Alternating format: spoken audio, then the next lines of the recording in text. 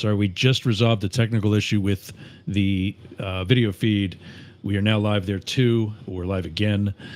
There is an issue with copyright, and we want to make sure that everybody is doing this the right way, legally. What we're planning on doing right now to save the status of a lot of platforms is having this pregame up until 9 o'clock and then likely shutting down the video feed. There are 3 locations where we can keep the audio continuing. They are on the email. They are the audio only platforms that we're using. One, of course, is Yergz Radio. Second is our other station, Rainbow Radio, and our home terrestrial station, 1490 WWPR.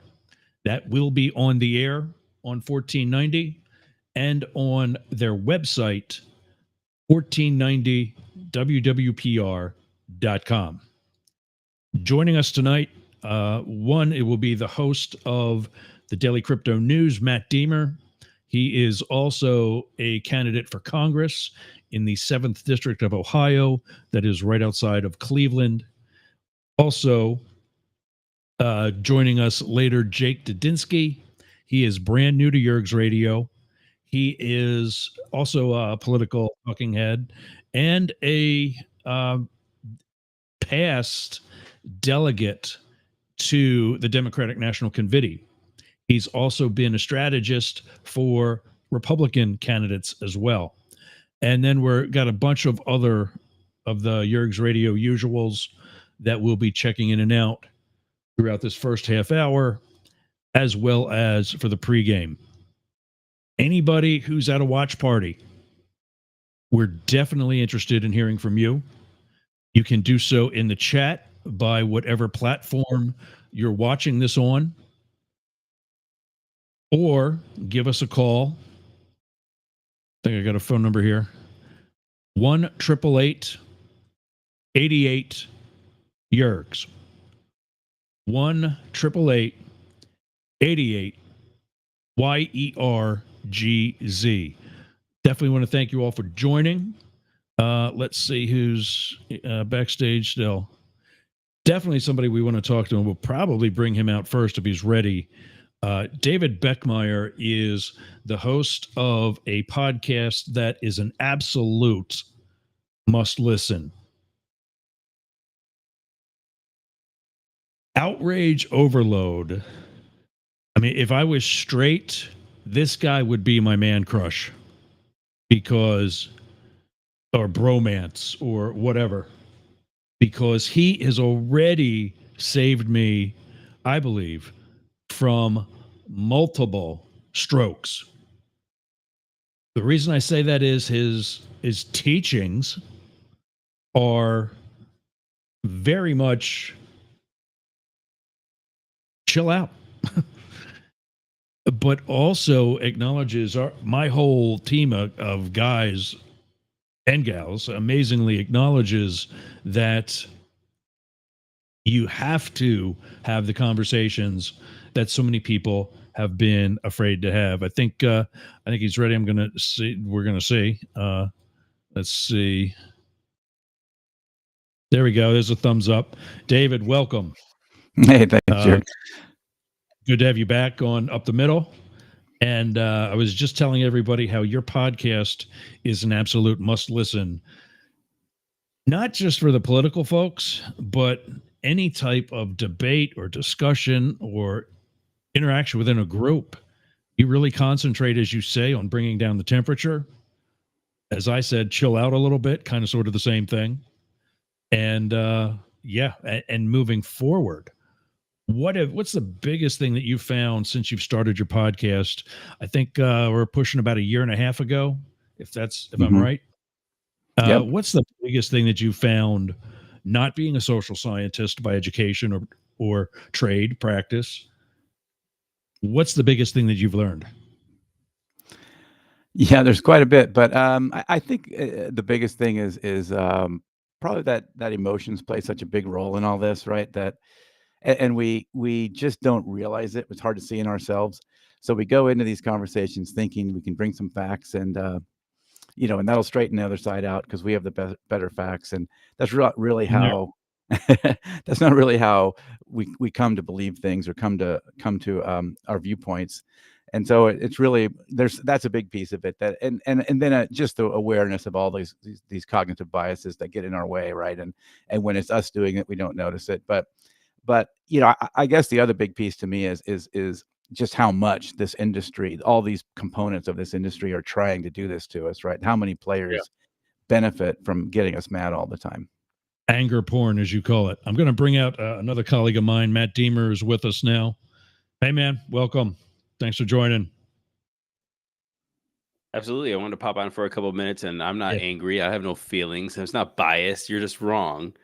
No, I'm just Yeah, and actually, it's funny you say that because David has told me that's how the course of events has gone for so many people, that it's been political differences Mhm.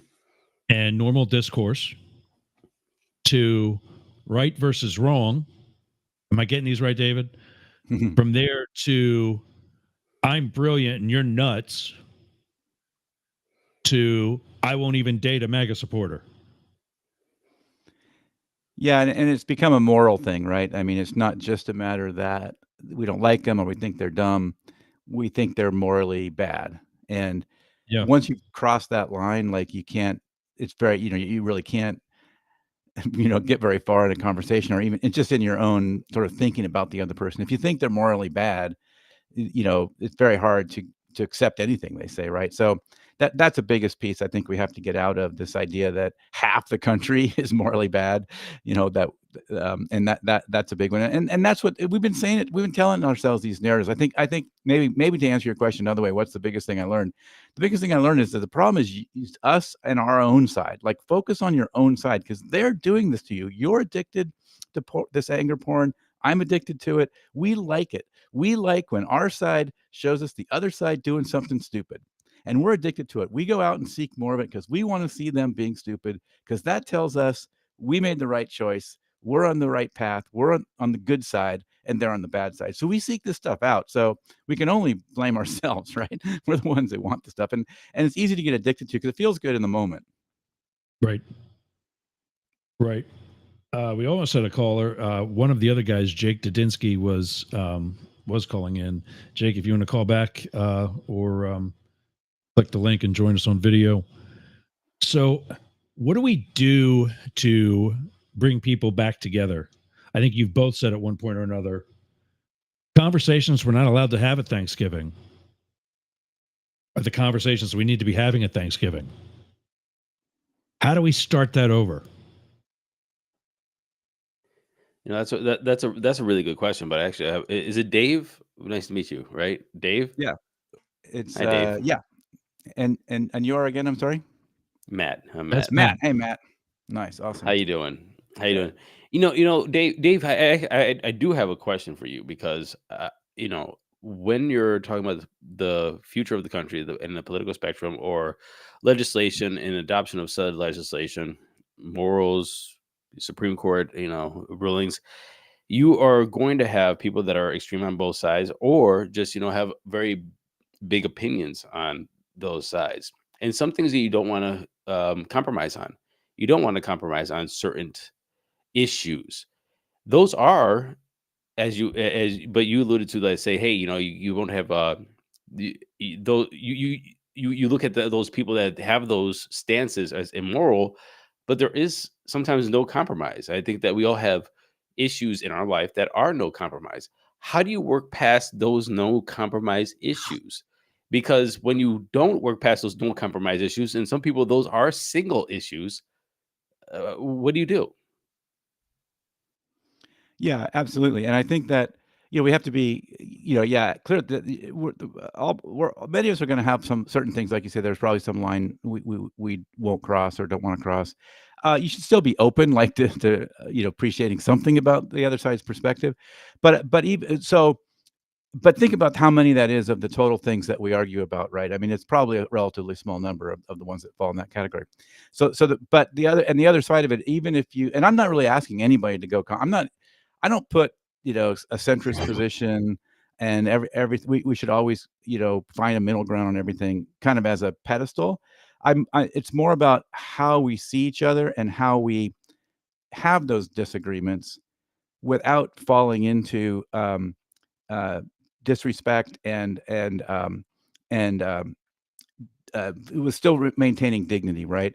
So we can disagree strongly on things and still show each other dignity, right? This is where we've kind of fallen apart. That we crossed that line, and so first of all, that if you did that more, I mean, and so that's a piece of it, right? So how do you get past that? Well, you don't really necessarily get past it if you're not going to compromise on those things, but I think you can still have an open mind and maybe connect with that person beyond that issue, right? So do they play video games? Do they have kids that they take, are they like normal, real people? Like accept them as humans first. That'll help, soften the dialogue. There was this research on, a very divisive issue like the abortion issue. And this was, I forget the exact group, but what they were doing was these people on both sides and strongly opposed on those issues were sort of secretly meeting for like a while, like 2 years or something, like in the basement, because their side couldn't see them meeting with the other side. Like that's not acceptable. You can't have a conversation with the other side.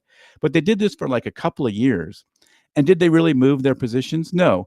But they saw the other person as human. They're much less likely to go bomb a abortion clinic. They're much more less likely to say, well, we need some extreme legislation somewhere about this or that, one side or the other.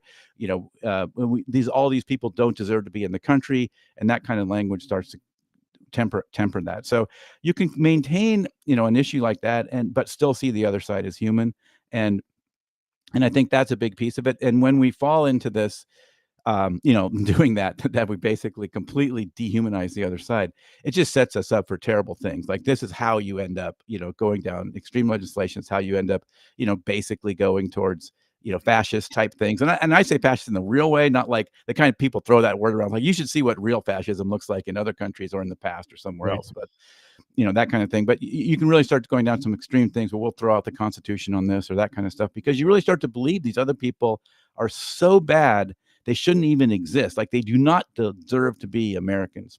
So I think you can have both, right? I mean, and yet I still do encourage, being open to hearing viewpoints and appreciating not always just the facts in this matter, but how this person came to this conclusion. Like, what facts are they using? But also like, how are they interpreting those facts? We may share the same facts, but we may look at them quite a bit differently.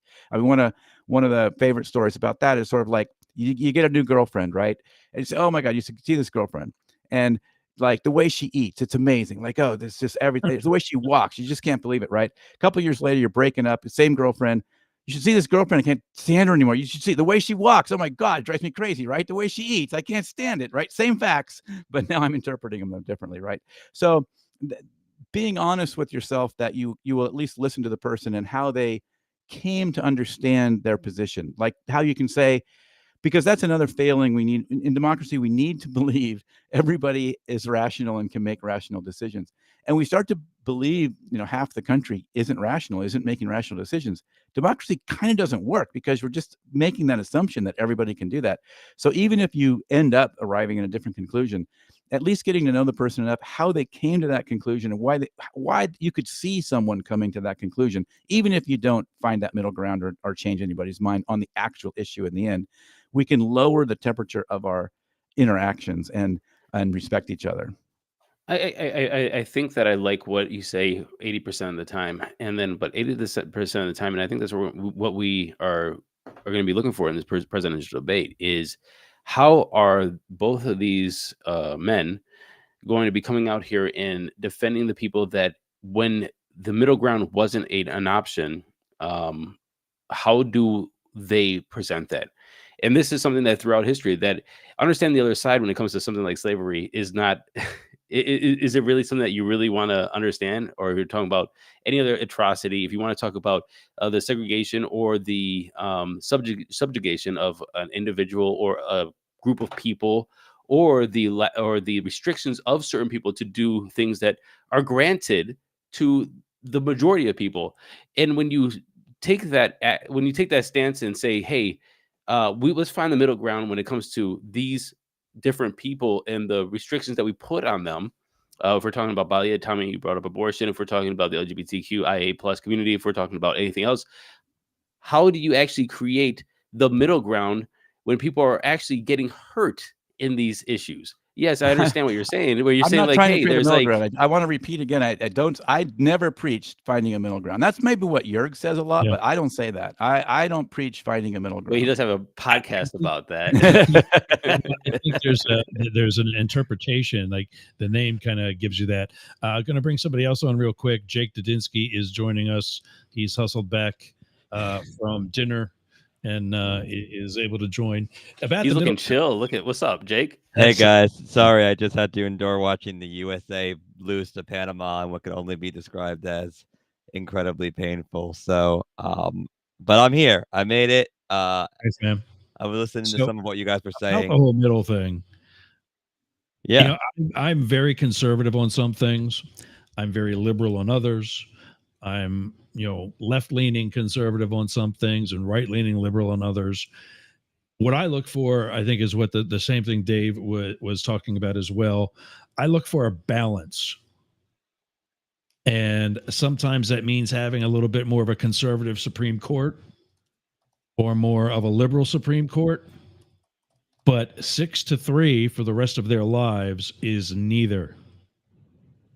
And so, what I think David's going for isn't, just middle of the road and just hug it out so much as it is talk it out and come to some compromise. In some cases, that compromise is going to be conservative leaning. Others, it's going to be liberal leaning, or sometimes it's going to be straight down the middle. David, So, right? go ahead, David. Well, I was just going to say it's also a matter of the rhetoric we use, right? I mean, I think that you don't have to say the radical right thinks this or the radical left thinks that, or you don't have to start throwing these adjectives about everything all the time. You don't have to frame things in the worst possible light. And again, like these issues, like the big ones that Jake was naming, like these are easy ones, right? Because there's a lot of like it's pretty easy to create arguments about those that like a lot of people would agree on. So some of those are fairly fringe. Now, yeah, I get it that, and again, we're still talking about that idea that you can't cross a line, right? So that's great. You have your lines you're not going to cross. We're all going to have those. And again, I'm definitely not, I never say we're seeking a middle ground on my show. I'm saying we're seeking to lower the temperature and not frame everything in the worst possible light, and also not cast these large, throw everybody in the same bucket, because as you know, the real life isn't like that. Nobody fits those caricatures that the media likes us to believe are real. And we've been telling ourselves these narratives for 50 years, probably more, but especially the last 40 and even more so the last 20 years, that we believe these narratives now. Like we believe this nonsense. We believe there is such a thing as a radical left. Like, okay, maybe if you could even define what that is, there is this person, but there's not a big bucket of people that are radical left. There's Right. these are caricatures of real people. Real people are like what Yerg's talking about, where they have they're this place on this issue, they're that place on this issue, they're ambivalent on these other 5 issues. For the So most I part. want to jump in because I think one of the key things that has been missed in this idea is that, yes, in a perfect world, we should try to find things we can agree on, because that is how our founding fathers envisioned our government. Was we're not always going to agree on everything, but we've got to govern. And to govern, we have to see each other as humans and equal humans. The problem is that when you have parties that go so far in both directions, which they have, and you dig in on the extremes of both of those ends, it becomes harder to go and reach across the aisle, right? Because it's easy for us to sit here and say, let's find this common ground. I wish we would. But the reality of the situation is, if you are a Republican and you question Donald Trump, you're going to be primaried in the next cycle. We've seen that. If you are a progressive and you question Joe Biden, you are going to be primary. Jabal Momin can tell you that firsthand. So there's a lot of political gamesmanship that happens here. I think that we, as a voting populace, also have a part to play in this, which is to say that we don't have to accept the status quo and keep voting for people who are unwilling to do their job. In my opinion, I've always said that, like, if we have a government shutdown, that every single person in Congress should be kicked out and elections should be held, snap elections. If you guys can't do the most basic thing that you're there to do, which is keep the government open because of politicking, then you don't deserve to be there, and we should put people there who can. Right, left doesn't matter. And so you're right. There are certain things that I'm never going to agree with other people on, which is like, there are people on the right who would tell me that because I am bi and non-binary that I shouldn't exist. And my response to that is, well, I'm a human. I bleed the same color as you. So like, let's find that middle ground, right? Let's see each other as humans and find, you like baseball. I like baseball. Okay.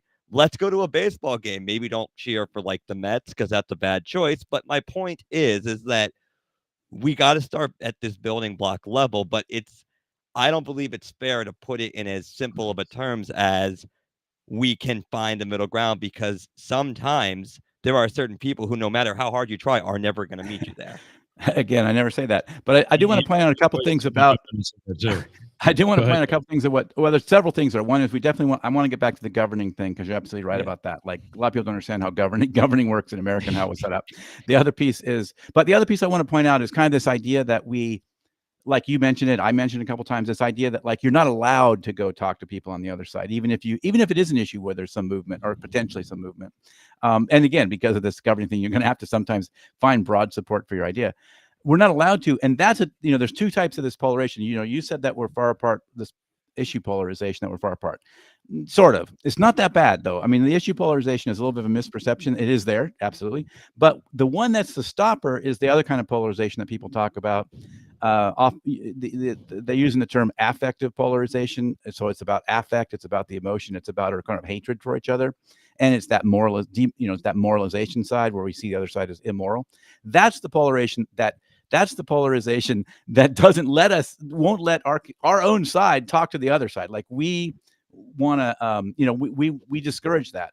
Now, that's a thing we have to change. Like, we have to start encouraging, I think it's Spencer Cox in Utah did a cool campaign with his adversary. He's a Republican, and he did a cool campaign with his Democratic adversary. They said, they were both on the same ad, and they were like, well, I'm not going to agree with you on any of these issues, but I see you as human, you have a family, this kind of stuff. That's a dangerous thing to do right now. In fact, Spencer Cox also had a talk with his Republican colleagues, and he invited Joe Biden there, right?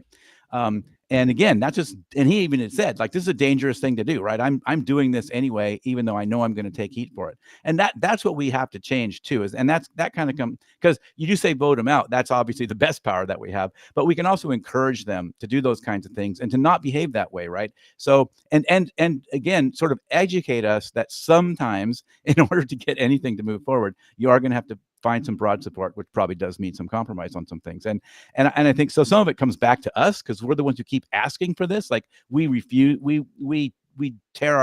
primary them, and which is a problem, because the primary are controlled by 8% of the population or something. So that's a whole nother issue. Not good. Matt had to bounce. He's got some other appointments tonight. As we've said, he's running for Congress. You can reach him at info@Diemer for Congress. That's DIEMER. You can also hear the Daily Crypto News 5 times a day on Yergz Radio. You can reach him there as well, Matt@dailycryptonews.net. When the 3 minutes or so that we got left. Is that thing going to start in 3 minutes? Yeah, debate is going to start. It's almost 9 o'clock. Okay. We've been on. Real quick, what's their strategy? I'll start with you, Jake. Give me a minute of it. Yeah. What's the next 90 minutes like? Yeah. So basically, if you're Joe Biden, your strategy is very simple. Don't commit a gaffe. Like, as dumb as that sounds, like, you can have a spectacularly perfect debate, but if you commit a gaffe, that's going to be the headline tomorrow. If Yeah. you're Donald Trump, your strategy is basically to walk this line of appealing and throwing red meat to your base, which we know he's going to do, but also still somehow getting the moderates and the centrists willing to vote for you. There is literally, I hate to say this, but the bar I was just at was slammed with people ready for this debate. Oh yeah. This is arguably the most important debate of the election. It is maybe the only one. So I think both sides know what they need to do. I think it's just literally making sure that you don't go too off the rails and who hits who. And obviously, it's going to be weird and wacky. And here we go again, guys. Yeah. David, what's your last? I'll give you the last minute. Yeah, well, I think the the bar, like Jake says, is pretty low for both these guys. But I think the problem with the population right now is already sick of this election, right? I mean, there's a lot of surveys and polls showing this. Like, we're fed up, and it's only freaking June, right? These guys aren't even the candidates yet officially, and we're already tired of them. We're so tired of it. So everyone's seen this movie before, and nobody thinks the sequel is going to be better than the original. It is not. We are. I got a friend checking in, Eric Reed, saying we're Bravo. That's our old speak for 5 minutes. We're well inside that now. In fact, we're what we used to call. We're actually even less than Alpha at this point, which was 2 minutes. But then we use. All right, so I got a question for you guys before we check hold on out one here. second. I'm going to get something out first. We are going to lose the feed video on some of our platforms that we're broadcasting to. I can't say which ones, because we risk getting them shut down. So let's not. Most of our viewers right now received an email. On that email are all the links that you could possibly be seeing us, including the ones that we're going to shut down. If that one doesn't work, try any of the other links. I can tell you 3 that will be staying live: Yergz Radio, Rainbow Radio, and 1490 WWPR in Tampa. Now, for those of you not in Tampa, that might not help. You can get that one on the internet as well. 1490 WWPR.com. Jake, I see you got to run as well. I will be back for post-debate coverage. Yep. Okay. We'll see you then. See you guys in a little bit. It will be about 90 minutes before that happens. That's going to be around 10:30 Eastern, 7:30 Pacific. This is, they're saying, is going to be a 90-minute interview, 90-minute debate. And there will be 2 commercial breaks during the debate. That's it. And then we'll see you all back here at 10:30. I had to do some math there for quickly. David, thank you. Excellent perspective. And as always, a pleasure. Are we going to keep the channel open, or are we going to shut it down? We're going to shut it down, and what's going to happen is the time's up. Share the mic. We're going to bring it back up, minus the networks, minus the platforms. Yeah, I didn't finish that, did I? Minus the platforms that we're going to avoid, and that's kind of sort of the major ones, if you can figure that out. So we'll be back in a moment. Kind of a commercial break of our own. Try whatever platform you're on right now. If you lose it, that's going to be the video, because anything audio only is going to stay running. Try in about 2 minutes and use that email. If you don't have that email, if you did not get that email because you're not on our email list, get that one right there. Oh, wrong side, over there. There we go. News, NEWZ, at Yergz, YERGZ.com. And we will send you a link that will be active for the debate. We will not be interrupting during the debate. It will be just the moderators. The debate is the CNN presidential debate, and it is theirs. This is not our feed. We are doing this courtesy of CNN. So it's winding down. We'll see you in 90 minutes. Thanks for joining us, everybody. David, as always, from where are you at? California. I had your info up here. OutrageOverload.net. Yep.